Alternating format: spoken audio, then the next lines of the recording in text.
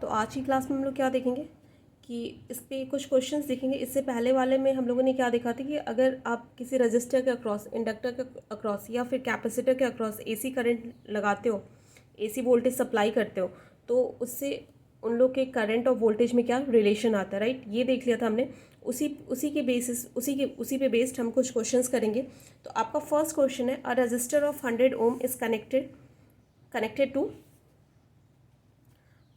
220 volt 50 hertz AC supply, right. ये क्या बोल रहा है कि जो एक रजिस्टर है जिसकी वैल्यू कितनी है 100 ओम है, वो किससे कनेक्टेड है 220 वोल्ट एसी सप्लाई से कनेक्टेड, जिसकी फ्रिक्वेंसी क्या दे रखी है आपकी 50 हर्ट्ज दे रखी है। तो रजिस्टर आर की वैल्यू यहाँ पे क्या दे रखा है 100 ओम, राइट।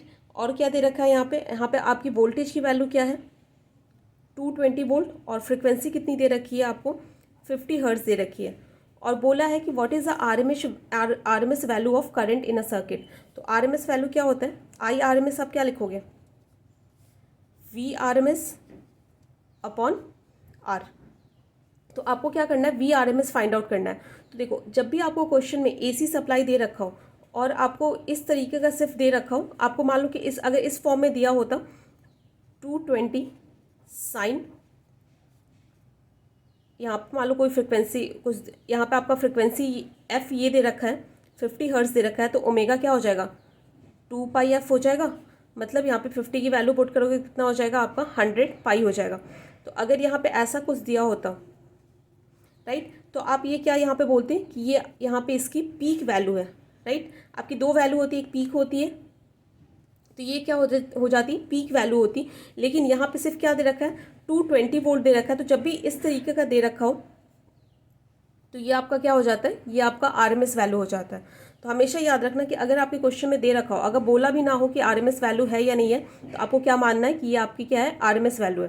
तो आरएमएस वैल्यू आपको कितनी दे रखी है 220 वोल्ट, और रेजिस्टेंस की वैल्यू कितनी है आपकी 100 है। कितना आ जाएगा 2.2 एम्पियर, राइट, समझ गए। उसके बाद क्या बोल रखा है यहाँ पे देखो,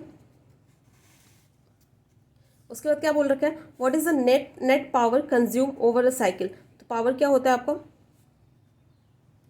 V इंटू आई क्या हो जाएगा। तो यहाँ पे पावर हम आरएमएस वैल्यू लेते हैं, तो यहाँ पे क्या हो जाएगा 220 इंटू 2.2 कितना हो जाएगा बताओ 484 वॉट, समझ गए। तो ये आपका क्या होता है यहाँ पे V R M S I R M S. तो कितना हो गया वी आर एम एस कितना था आपका 220 वोल्ट था, और आपका आई आर एम एस आपने कितना निकाला था 2.2। तो इसे मल्टीप्लाई किया तो कितना आया 484 वॉट आ गया।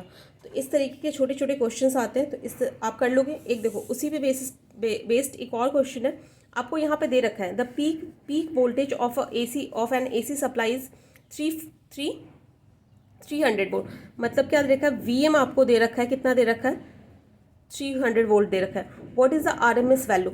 आरएमएस वैल्यू क्या होती है किसी भी साइनोसोडल वेव फॉर्म की, वी आरएमएस क्या हो जाता है वीएम अपॉन √2। ये भी मैंने आपको फाइंड आउट करवाया था, आपने डिराइव भी किया था इसे। तो क्या हो जाएगा यहाँ पे 300 अपॉन √2।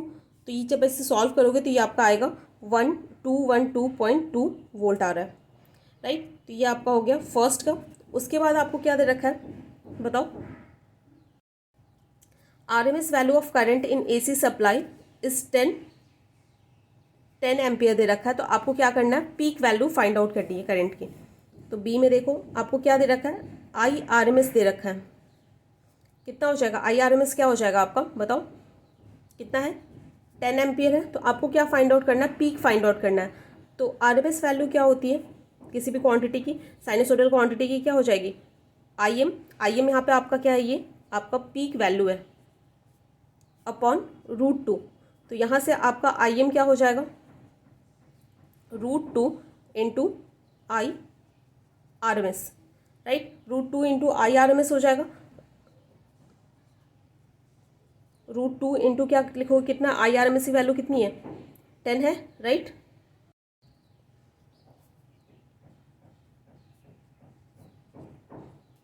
आ गया। तो इस तरीके के छोटे छोटे क्वेश्चंस आते हैं, तो इस तरीके से आपको क्या करना है सॉल्व करना है। तो इस पे बेस्ड हम और भी क्वेश्चंस देखेंगे जो जिसमें आपके किससे रिलेटेड होगा, इंडक्टर से कैपेसिटर से रिलेटेड होगा। उसके बाद हम लोग क्या देखेंगे, आपका आरएल सर्किट देखेंगे, आरएलसी सर्किट देखेंगे, फिर आरएलसी सर्किट देखेंगे, राइट।